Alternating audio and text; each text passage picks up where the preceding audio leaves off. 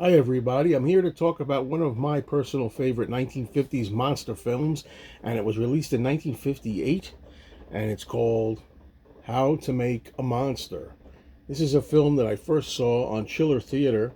I remember Channel 11 in New York. It was in around 1972, I would say. I was about 10 years old.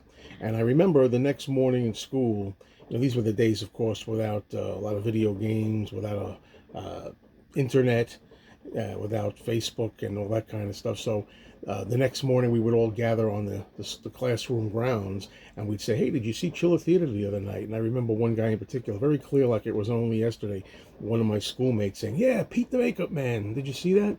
Well, I'll tell you about Pete the Makeup Man and the story behind this.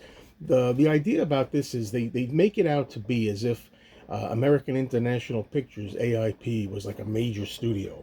Okay, so they set up like a backlot, and this is going to be the setting of where the newest film is being made here. Werewolf Meets Frankenstein is the name of the fictional film for this particular movie. And playing the werewolf would be Gary Clark, right up there. And originally, and I was a teenage werewolf, we had Michael Landon playing this part, but he didn't come back. And the Frankenstein monster down there is Gary Conway, who you might know from Land of the Giants, among many other things. And he did play the Frankenstein monster in the original. I was a teenage Frankenstein. So this is kind of like a sequel to both Teenage Werewolf and Teenage Frankenstein. They come back, but unfortunately for us diehard fans, it's not a real team up movie of Werewolf versus Frankenstein, even though that's the movie they're supposedly working on in a lot. What this is it's a story of a makeup man named Pete, like I said, and there he is back there, Pete the makeup man, who's been loving his job as a monster makeup master for decades and decades, and he's acclaimed. Much like Universal Horror Films, Jack Pierce, if a lot of you know him, he was a makeup genius who eventually was kind of forgotten in later years and kind of let go. Well, the story here is that a new regime moves in, and this motion picture regime decides they want no more monsters. That's it. Monsters are on their way out. That's it. We're fed up with horror, monsters, science fiction stuff. From now on, we're going to not make any more monster pictures here. And all people want to see now are musicals and rock and roll dance numbers and pretty girls and those kind of things. So we're not going to have any more need for monsters. And that also means that Pete the Makeup Man is given the pink slip, and he's also going to be thrown out. So when I was growing up, in a way, this film was kind of a retribution.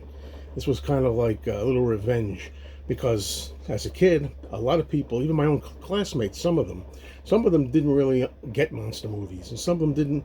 They were too busy with collecting baseball cards and watching, the baseball game the night before, and they kind of made fun of people who liked monster movies. So I remember at the time, this kind of felt like it was payback, because the story here, as it is Pete the Makeup Man decides he's not going to be thrown out, and he's going to take care of these guys. He'll take care of his revenge. And what he does is he comes up with the kind of a kind of cream makeup design that he puts, a foundation cream that he puts on the foreheads and temples of his two actors who are playing the werewolf and the Frankenstein monster. And this kind of magic liquid kind of seeps through the pores of the skin, and it kind of immobilizes them and paralyzes the will and makes them very, very vulnerable to suggestion. So Pete the Makeup Man is able to hypnotize these two actors in their costumes to go out and murder the studio heads that have come onto the lot and have decided to take over and get rid of the monster films. Right there, for a little kid, I thought was really satisfying. Okay, so that's the plot. And this is not a great movie, but it's good in the fun sense. If you like 50s movies, if you like monsters, if you enjoy seeing creepy characters like the werewolf and Frankenstein monster, really enjoyable. I think the real star of the film is indeed Robert Harris, who plays Pete down there. He really becomes kind of touched in the head. You can see just by the way he looks in that picture when he takes his creations and sets them out to do his bidding to get even. And it's a cheesy, fun movie from this vintage, This particular Blu-ray is really a welcome surprise. I mean, I wanted this to come out for a long time on this format. So we get a new 2K scan of a fine grain film element for this. And we get the 16:9 aspect ratio, which is great.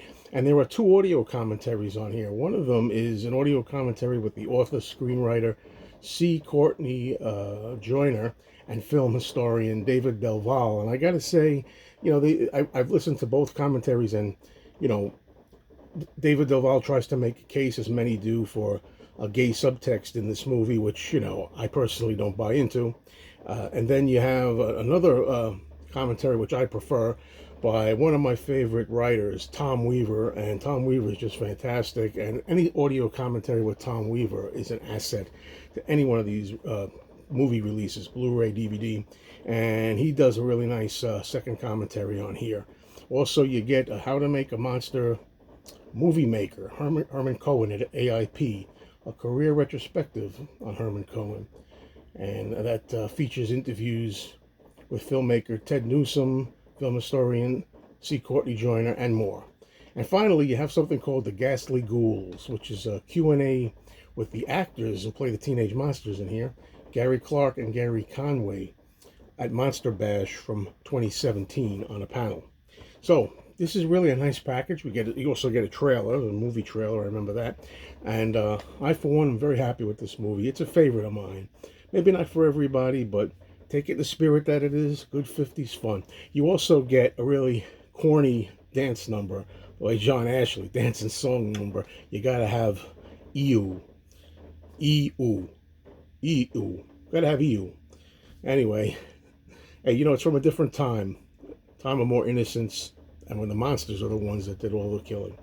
All right, folks, enjoy.